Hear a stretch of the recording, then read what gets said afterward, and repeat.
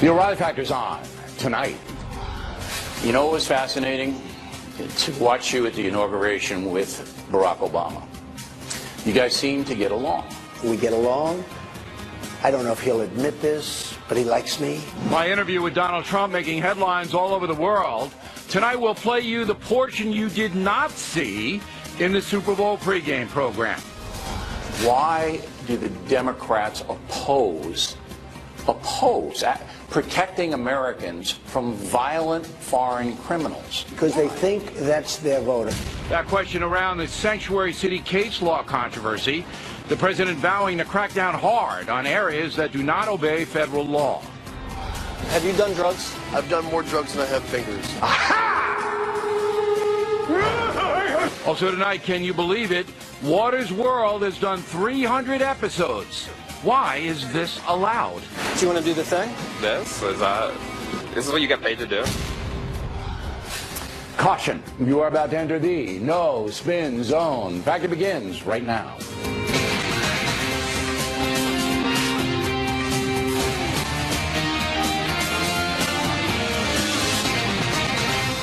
Hi, I'm Bill O'Reilly. Thanks for watching us tonight. As you may know, my interview with President Trump making headlines all over the world. And tonight we will show you what you did not see in the Super Bowl pregame show. So here's what happened. We interviewed the president on Friday afternoon at the White House. The interview ran about 40 minutes, 10 of which were used by Fox Sports. So that leaves us with half an hour to show you tonight and tomorrow. Big headlines out of the Super Bowl interview were Mr. Trump's comments on the Russian tyrant Putin and the Obamacare rollout. It's interesting to watch our two competing cable news stations, which hate Mr. Trump to an unhealthy degree, try to analyze what the president told me. I thought Donald Trump was straightforward and honest in that interview, whether you liked his answers or not. But the Trump haters were trying desperately to find something with which to hammer the president. Also, apparently, the Putin administration in Moscow demanding that I, your humble correspondent, apologize for saying old Vlad is a killer. So I'm working on that apology, but it may take a little time. Might want to check in with me around 2023. In a conference call with reporters, Putin's press guy said this. We think that words like that coming from the Fox correspondent are unacceptable, offensive, and to be honest, we would prefer to get an apology to the president coming from such a respected company. One footnote, if you'd like to know more about the violent history of Vladimir Putin, you might check out the book I War by Bill Gertz, a Washington Times reporter. Anyway, tonight we have a number of subjects that we presented to President Trump. Here they are. Let's talk about Iran. Your assessment, do you think we're on a collision course, we being the United States, with that country? I think it was the worst deal I've ever seen negotiated. I think it was a deal that should have never been negotiated. Absolutely, the deal that was made by the Obama administration. I think it's a shame that we've had a deal like that and that we had to sign a deal like that, and there was no reason to do it. And if you're going to do it, have a good deal. Secretary Kerry, who was negotiating it, never once left the table. We have the worst of everything. We've already given them billions and billions, probably $150 billion. We gave them $1.7 billion in cash, which is unheard of. And we put the money up, and we have really nothing to show for it. Possibly you tear it up? We'll see what happens. I mean, we're going to see what happens. I can say this. They have total disregard for our country. They are the #1 terrorist state. They're sending money all over the place and weapons, and can't do that. Sanctions, that's how you're going to start with them. Just started. But you're moving a carrier, right?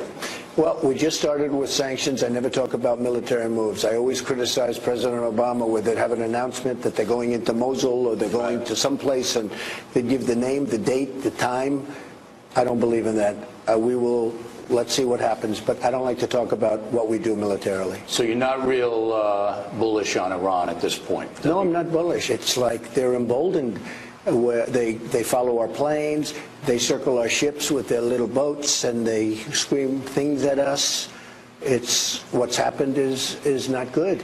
You would have thought that with the deal they made, which was a great deal for them and a horrible deal for us, they would have had a warmth toward our country, and it's exactly the opposite. They lost respect because they can't believe anybody could be so stupid as to make a deal like that. Let's talk about Mexico.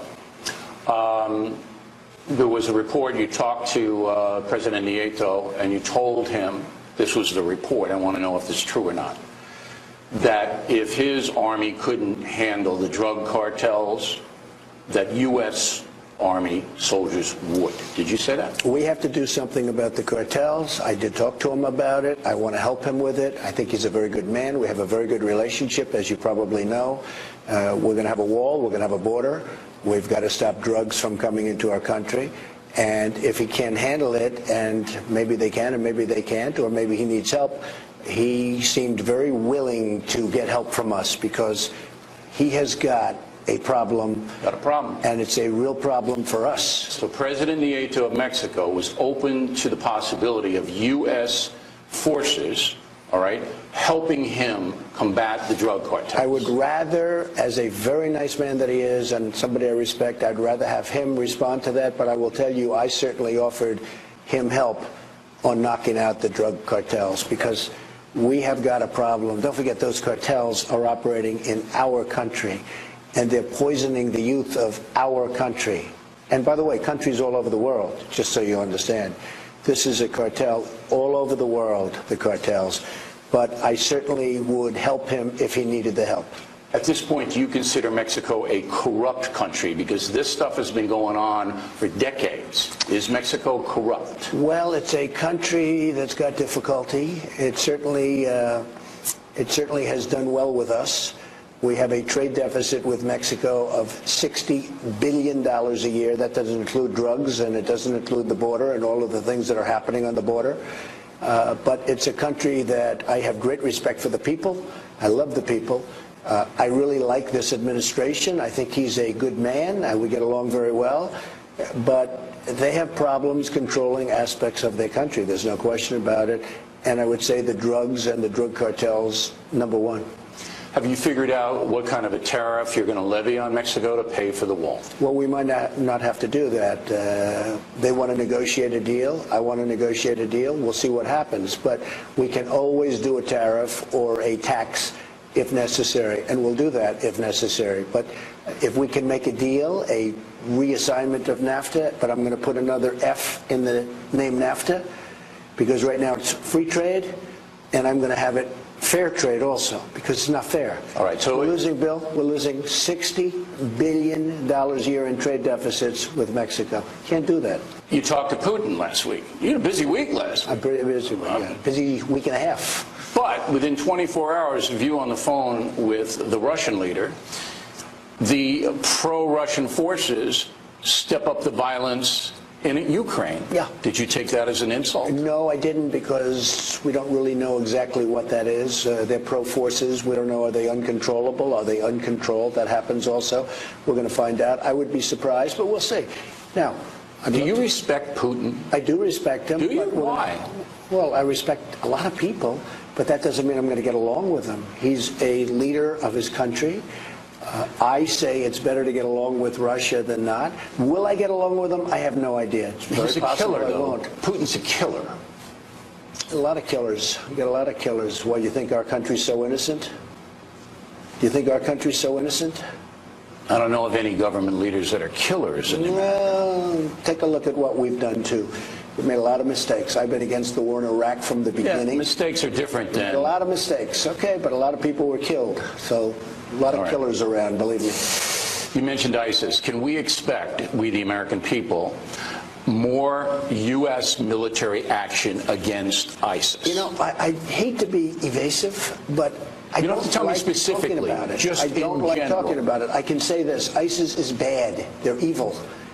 They cut off heads of Christians and Muslims and anybody else that gets in their way. They drown people in steel cages. This is like not since the medieval times has anything happened like this. And the previous administration allowed it to happen, because we shouldn't have been in Iraq, but we shouldn't have gotten out the way we got out. It created a vacuum. ISIS was formed. I always said take the oil. If you would have taken the oil, there would be no ISIS because they use that to fuel. But if you took the oil, the Iraqi oil, you would have to put in U.S. troops to do that, and then that would have started another round. And you would have made a lot of money with the oil, and you would have had assets, and to the victor belong the spoils, and all of that. But forget that. Okay, let's turn to domestic policy. When can Americans expect tax cuts? This year? Yeah, we're working very much right now on the health care package, which I think will be, it's moving along very well. We're trying to get our person, Dr. Tom Price, approved. As you know, the Democrats are being, for purely political reasons, it's terrible. But let me get you on the record here. 2017, can Americans expect a tax cut? I think so, yes, and I think before the end of the year, I would like to say yes. Okay. Can Americans in 2017 expect a new health care plan rolled out by the Trump administration this year? Yeah, in the process, and maybe it'll take till sometime into next year, but we are certainly going to be in the process. Very complicated. Obamacare is a disaster. You have to remember, Obamacare doesn't work. You look at Arizona, 116% increase. You look at Minnesota, all of these places, it's going through the roof. Yeah, it's done. It doesn't work. Right. Wait. But when are you going to have something ready? And we're going to be putting it in fairly soon. I think that, yes, I would like to say by the end of the year, at least the rudiments, but we should have something within the year and the following year. Now, this is and by the way, we will have something that's good, less expensive, and really great health care. Next on the rundown, part 2 of the Trump interview, we focus on immigration, Kate's Law, and Mr. Trump's relationship with President Obama. Coming right back. Continuing now with our lead story, an interview with President Trump at the White House last Friday. As stated, the talk is making headlines all over the world. Here's part 2. Now, this is a fascinating story. I just spent the week in California. As you know, they are now voting on whether they should become a sanctuary state. So the state of California, led by Governor Jerry Brown, is defying you. Is absolutely defying the President of the United States. So California and the USA are on a collision course. How do you see it? Well, I think it's ridiculous, sanctuary cities. As you know, I'm very much opposed to sanctuary cities. They breed crime. There's a lot of problems. Right. You do it very well with Kate and all of the other people you talk about on the show that I watch. I will tell you that sanctuary cities they got a lot of problems, and there's tremendous crime. A lot of people agree with me. This was a campaign issue. This isn't just brought up now. California, in many ways, is out of control, as you know. And from an economic standpoint, people are leaving California, going to Texas and other places that run in a different manner. But we'll see what happens.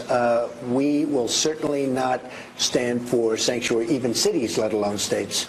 You mentioned Kate's Law. Why do you think the Democratic Party opposes Kate's Law? It seems so logical. Yeah, it's so logical. There are many things that are very logical. Tax cuts are logical, but the Democrats want to raise taxes instead of lower taxes. But you didn't answer my question. Why do the Democrats oppose protecting Americans from violent foreign criminals? Because they think that's their voter. You know what was fascinating? To watch you at the inauguration with Barack Obama. You guys seem to get along. All right? Would that be accurate? It's a very strange phenomenon. We get along. I don't know if he'll admit this, but he likes me. How do you know he likes you? I like him because I can feel it. You know, that's what I do in life. It's called, I understand. Now, we had a rough campaign. He was fighting better for Hillary than she did. He was vicious during the campaign toward me, and I was vicious toward him. We said horrible things about each other.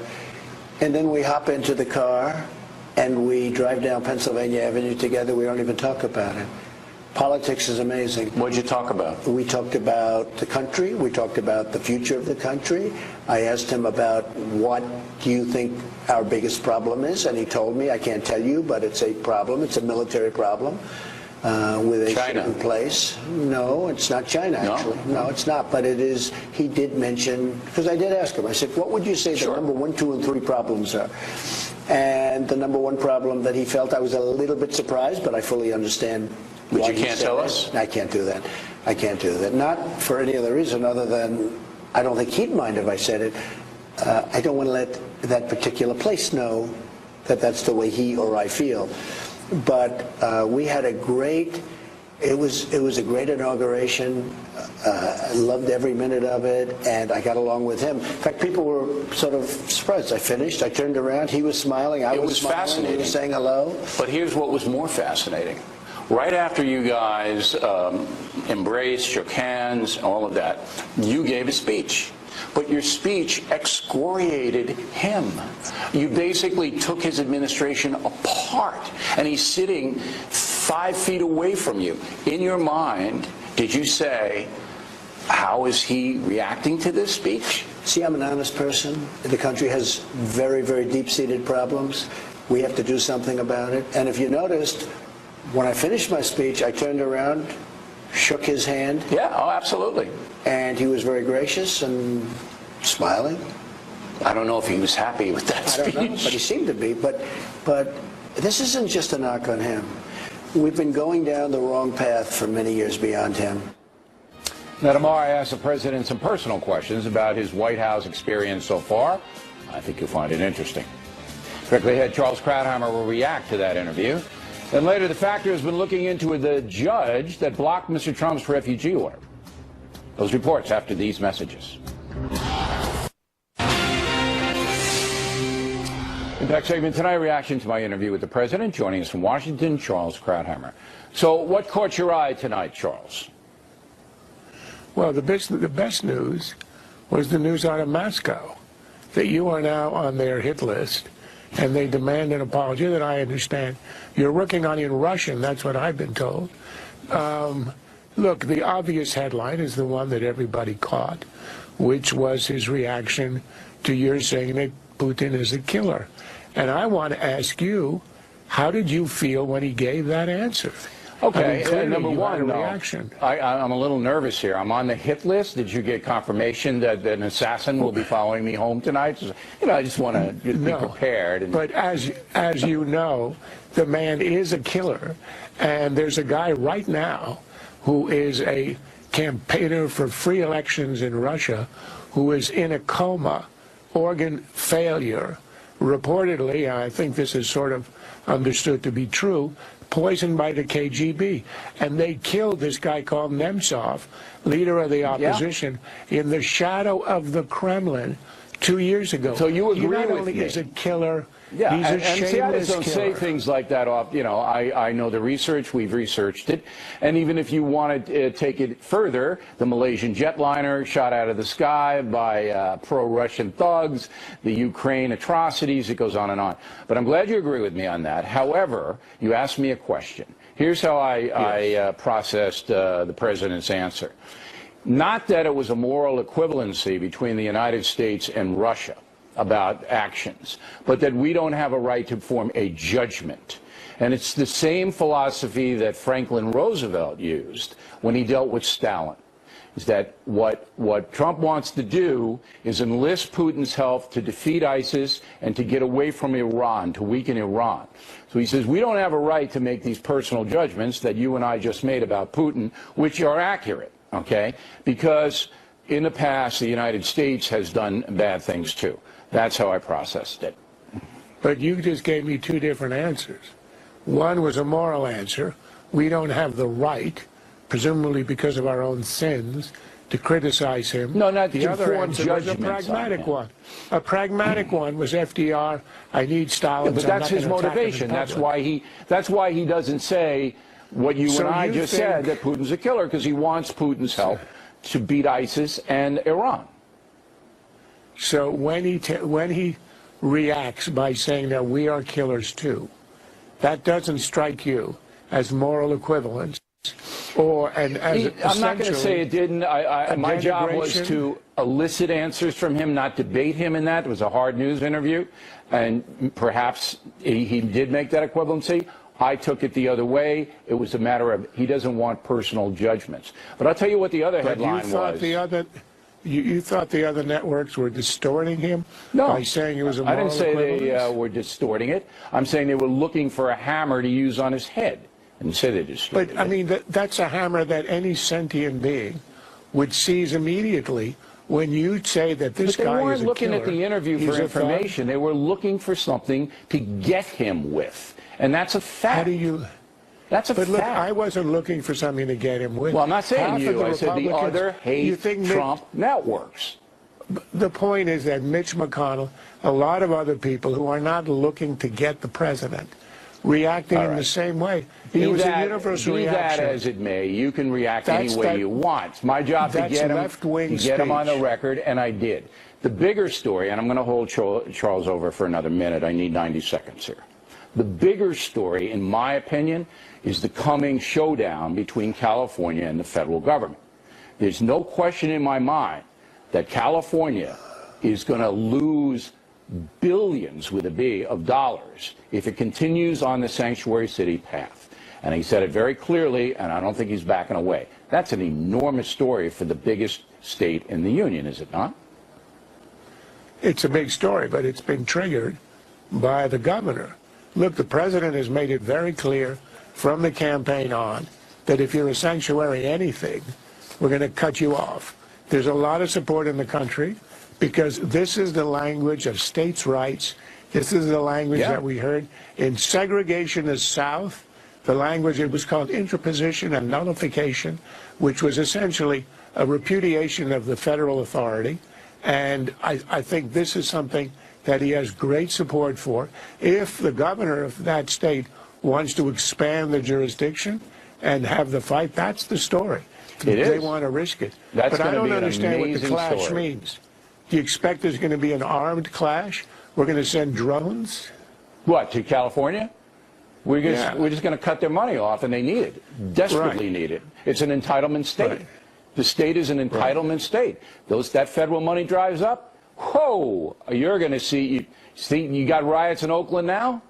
Wait till you see what happens. Charles Krauthammer, everybody.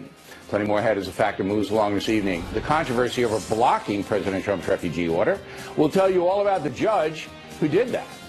And later, Water's World, episode 300. Are you a Water's World fan by any chance? No, I don't like Water's World. I never liked it. All of America rejects Water's World. Bill O'Reilly doesn't like Water's World. We hope you stay tuned for those reports.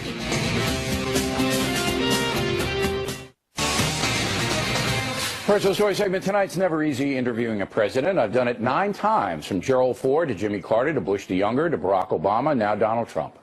The only problem is you can take your questioning just so far. Out of respect for the office of the presidency, it's a bit complicated, but let me give you an example.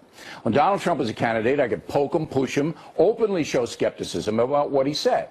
In fact, I can do that with any politician except the president. I can disagree, I can challenge, but I cannot demean the office in any way.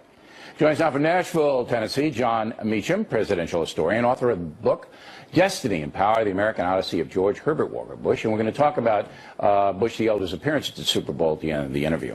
But first, the interview I did with Donald Trump. What jumped out at you? Well, I was struck by the Putin news, obviously. It struck me, and I'd love to hear your reaction in that moment, that for a man who is a nationalist economically, who believes so strongly in American greatness to the point where that was his entire raison d'etre for the campaign, he has this strange blind spot to some extent with Putin, where he allows Russia, a historic enemy, to wander off out of his sights, what is otherwise a pretty consistent Trumpian. But it's almost like the 2 focus. previous presidents. Bush the Younger, all right, wanted to, thought he was a good guy, Putin, as you remember. Barack Obama thought he was a good guy and will have a little latitude after the election, blah, blah, blah. Trump, as I said to Charles Krauthammer, wants Putin's cooperation to defeat ISIS and to lessen the tensions with Iran. But be that as it may, I mean, my take was that he's going to go and try to make a détente with Russia and overlook Putin being Putin, which is a killer. I mean, I don't think there's anybody who knows history that knows that isn't true. So do you think this? Sorry, do you think this is Nixon and Kissinger? Yeah, I think it's a bit that way, that you have to dine with the devil sometimes to, get what you need. What else jumped at the interview? I was struck by, and I think this is a headline for tonight, that President Obama shared a private concern with him that President Trump did not enunciate or explain. You know what I think it is? What it is? What country it is? I have a guess, but what's yours? No, you make your guess first. North Korea. Good guess. I think it's Pakistan. Yeah. Pakistan is a country that's bordering on being out of control, has the nukes, has relationships with ISIS and the Taliban now. And that's what I thought it was tagged. But both Meacham and I are speculating. But the question was, how can you, when he's sitting 5 feet away, you're just ripping him up like crazy, you know? But I guess that's politics in Washington, when these guys are used to it. Well, they are, and I think Trump is a deal maker, right? Whatever you want to say about the past 3 weeks now, he has done what he said he was going to do. I remember George W. Bush in 2001 when he pushed the tax cuts that he had campaigned on, and sort of the elite world went crazy about it. And he said, "Weren't y'all listening?" When I was running for office. But you just put your finger on it. He's a deal maker, and he thinks he can make a deal with Putin. Okay, final thing, very touching moment, Super Bowl, when President Bush the Elder, a true American hero and patriot, and his wife Barbara Bush came out for the coin toss. Which was, there's no tougher man in that stadium. 18 years old, joined the United States Navy, became the youngest flying officer, shot down over Chichi-Jima, and has ended the Cold War that we were just talking about without a shot being fired. Right. Great American story. Yeah, Reagan gets credit, but Bush was in office when the Berlin Wall came down. The book is Destiny and Power, all about Bush the Elder. John, we appreciate you coming on as always. We come right back. Who's the judge who blocked the president's refugee order we've been investigating? Ben Waters annoying us 300 times. Special Waters World up ahead. The O'Reilly Factor, the #1 cable news show for 16 years and counting. Thanks for staying with us. I'm Bill O'Reilly in the Factor follow-up segment tonight. As you may know, a federal judge in Washington State, James Robart, has blocked President Trump's executive order temporarily stopping some refugees and immigrants from coming to the USA. Judge Robart is a Republican, nominated by Bush the Younger 2003 and confirmed 2004 unanimously. Judge Robart has made some controversial statements in the past and does some work with refugees. Joining us now from Seattle, John McKay, who served as U.S. Attorney for the Western District of Washington State for 6 years. So you know Judge Robart very well. Tell me about him. I do. He's a highly regarded United States District Judge here in Seattle, conservative in the way he looks at the law, very, very thorough, very soft-spoken. You know, he wears a bow tie, but a lot of us know he's just as comfortable out in some waders fishing for salmon. He's a regular guy with a conservative philosophy, but it's widely believed his order is going to be overturned because the president does have the law on his side with national security, and that's the way it's going to be appealed by the Justice Department. Do you believe that? Well, you know, I don't think it's entirely clear. Judge Robart's order doesn't list the legal basis for his decision, only that the state of Washington and the state of Minnesota are going to, in his judgment, prevail on the merits. So that will be, you're right about that, that will be a question for the Ninth Circuit Court of Appeals and maybe ultimately the United States Supreme Court. Yeah, I mean, the consensus is that the president will be able to lock down those 7 countries and Syria for national security reasons, but that, again, is speculation. Now, in the past, Judge Robart has worked with refugees from Southeast Asia, I understand. Do you know anything about that? Well, you know, before Judge Robart went on the bench, now I think more than 10 years ago, he was well known here in Seattle as a private lawyer representing people who couldn't afford a lawyer, pro bono work for low-income people. I'm not familiar with his work with refugees, but he's very well known for the fact that he would volunteer his time while working for corporate clients like Nordstrom and timber companies. He represented low-income people, and he was very generous I with presume them. Among them would have been immigrants. As part of those pro bono was immigrants from Southeast Asia. Also, he was involved with the Seattle Police Department in charges of brutality against minorities, and he evoked Black Lives Matter, which raised a lot of eyebrows because that's a radical left group.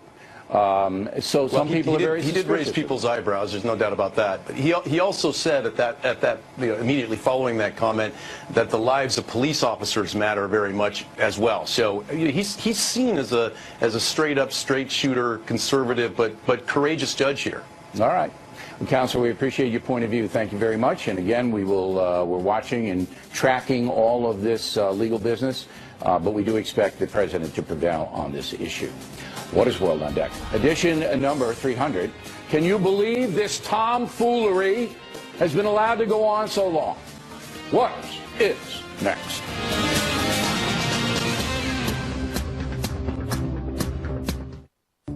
When it comes to Valentine's gifts.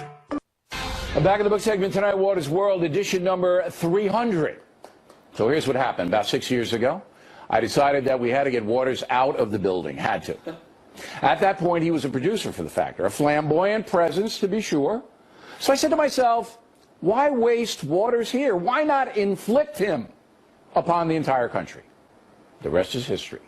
Here's Waters World in all its glory.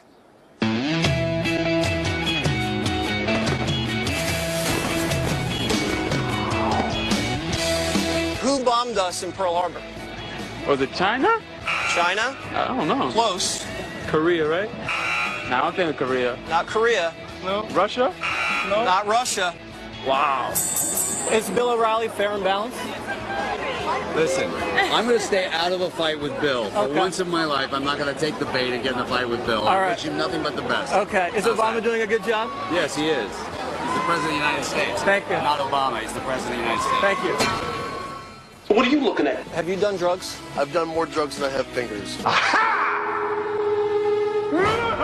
Can I stick my finger through your ear hole? Do you want to do the thing? This is what you got paid to do? You'll actually see like sounds potentially like. Can you hear smells? I'm freaking out, man. The term terrorist could be associated to anyone who is causing terror. So you interviewing me, and I could say you're a terrorist. Do you want to waterboard me? Michelle Obama says she doesn't want young people on Facebook. Do you agree with that? Depending on the age, like I don't think 12-year-olds should be on Facebook. Are you worried about them? Why? Because they put that they're 18 and they're 13. I'm like, whoa, I didn't. She said 18. Have you ever been in trouble for doing that? They tried. Who's they? Well, the detective. What were you doing instead of voting? Being with my girl. What'd you do with your girl? Went and had some lunch. I had a chicken sandwich. She had the same thing. What happened after lunch? Nothing. No kiss. You need to wax your eyebrows. Could you do that for me in the parking lot? This is a little awkward. Do you know what the internet is? I'm not stupid. Well. Do you have a cup on? No. Oh, you don't need one? Stay down, down. Attaboy. Yeah! You look like you're having a blast out here. What about right now? Probably not. What was that? What the hell was that?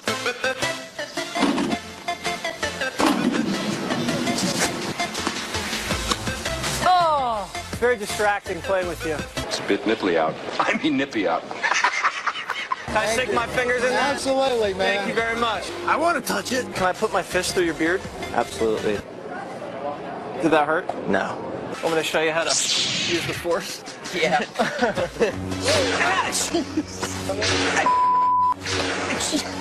Can I touch your sword? Go right ahead. Do you trust me? No. How long have you been around here? I've been living here 45 years. I live at the edge of the wilderness, and I have declared it a nature spirit party zone. We all have so many dragonflies, hummingbirds, falcons, the condors. What the is happening right now? Congresswoman? Hi, Jesse Waters with Fox News. Do you know who I am?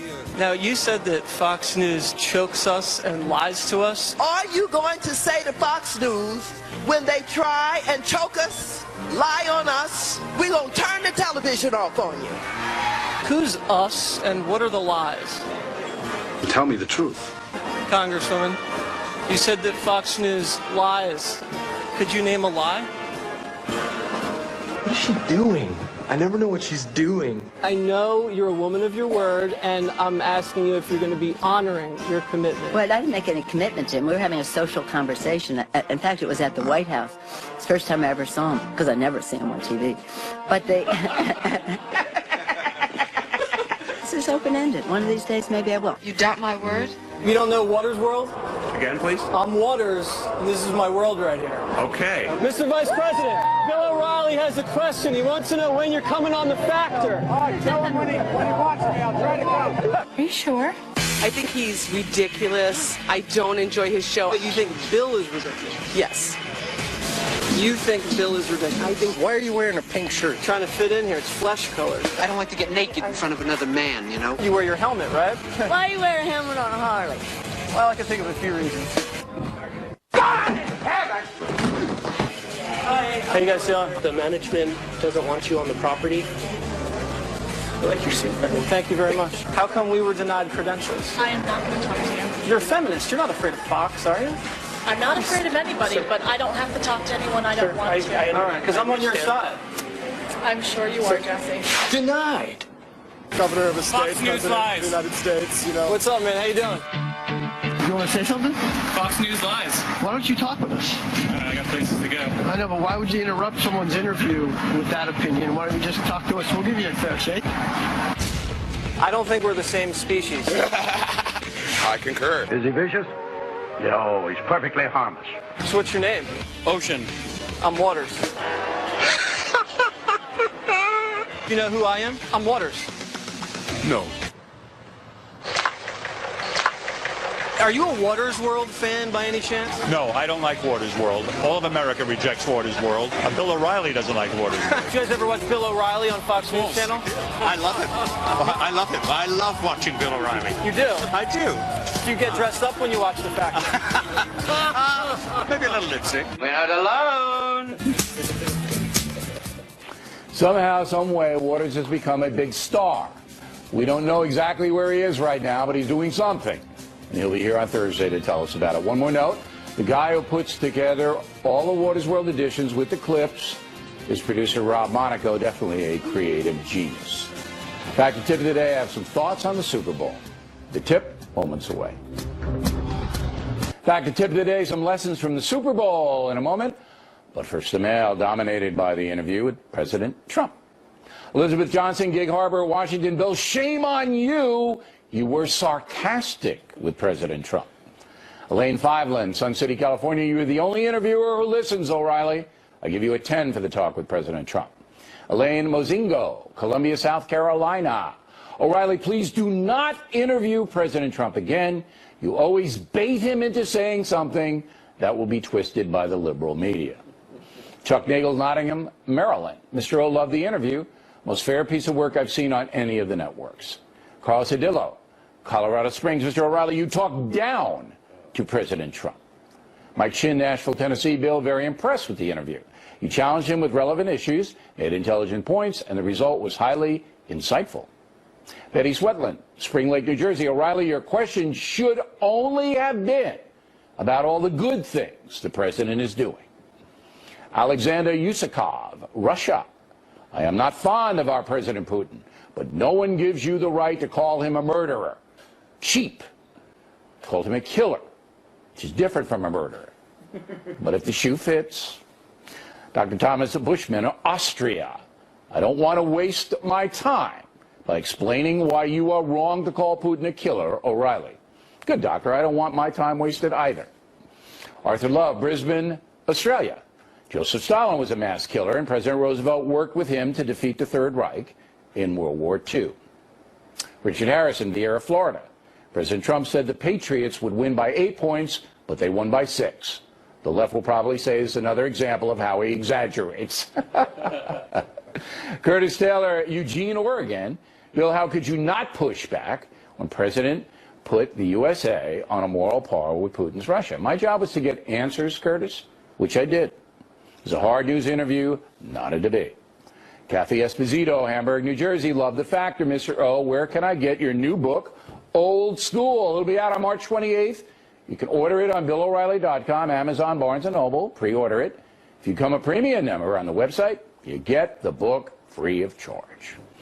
LCDR Wallace Cannon, U.S. Navy, Springfield, Virginia. Killing the Rising Sun is a very impressive research work. It should be required reading at every service war college. And more importantly, it is entertaining, so you learn while you're having an enjoyable experience. And that's our formula, Martin Dugard and I. And we appreciate you read the book, Wallace. Big happy birthday to E. Ciccarelli, Willis, California, 109. 80. Way to go.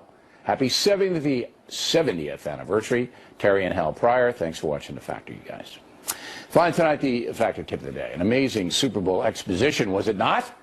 I have to confess, I thought Lady Gaga was going to run down the country at the halftime show. Instead, she sang a patriotic song, did a nice performance, if you like, Lady Gaga. So I was wrong, and I apologize to the Gaga person.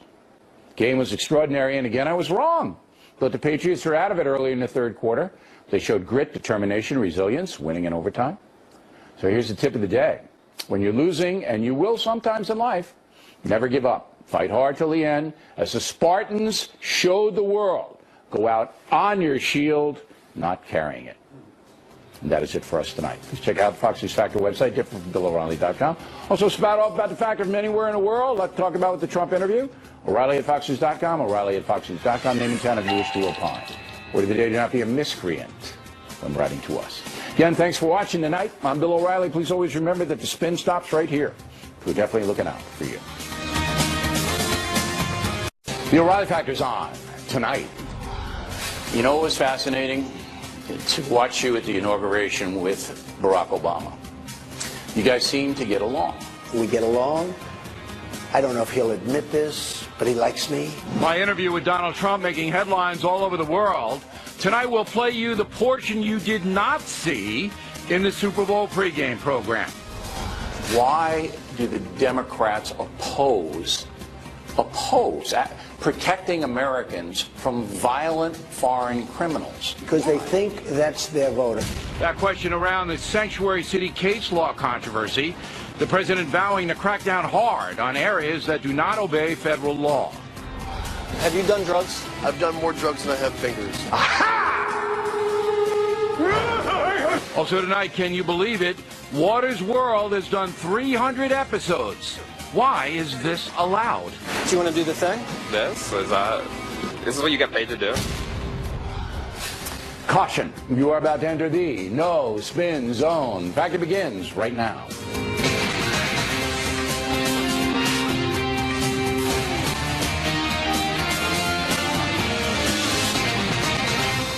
Hi, I'm Bill O'Reilly. Thanks for watching us tonight. As you may know, my interview with President Trump making headlines all over the world.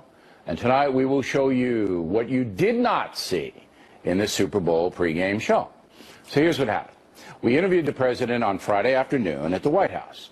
The interview ran about 40 minutes, 10 of which were used by Fox Sports. So that leaves us with half an hour to show you tonight and tomorrow. Big headlines out of the Super Bowl interview were Mr. Trump's comments on the Russian tyrant Putin and the Obamacare rollout. It's interesting to watch our two competing cable news stations, which hate Mr. Trump to an unhealthy degree, try to analyze what the president told me. I thought Donald Trump was straightforward and honest in that interview, whether you liked his answers or not. But the Trump haters were trying desperately to find something with which to hammer the president. Also, apparently, the Putin administration in Moscow demanding that I, your humble correspondent, apologize for saying old Vlad is a killer. So I'm working on that apology, but it may take a little time. Might want to check in with me around 2023. In a conference call with reporters, Putin's press guy said this. We think that words like that coming from the Fox correspondent are unacceptable, offensive, and to be honest, we would prefer to get an apology to the president coming from such a respected company. One footnote, if you'd like to know more about the violent history of Vladimir Putin, you might check out the book I War by Bill Gertz, a Washington Times reporter. Anyway, tonight, we have a number of subjects that we presented to President Trump. Here they are. Let's talk about Iran. Your assessment, do you think we're on a collision course, we being the United States, with that country? I think it was the worst deal I've ever seen negotiated. I think it was a deal that should have never been negotiated. Absolutely, the deal that was made by the Obama administration. I think it's a shame that we've had a deal like that and that we had to sign a deal like that, and there was no reason to do it. And if you're going to do it, have a good deal. Secretary Kerry, who was negotiating it, never once left the table. We have the worst of everything. We've already given them billions and billions, probably $150 billion. We gave them $1.7 billion in cash, which is unheard of. And we put the money up, and we have really nothing to show for it. Possibly you tear it up? We'll see what happens. I mean, we're going to see what happens. I can say that.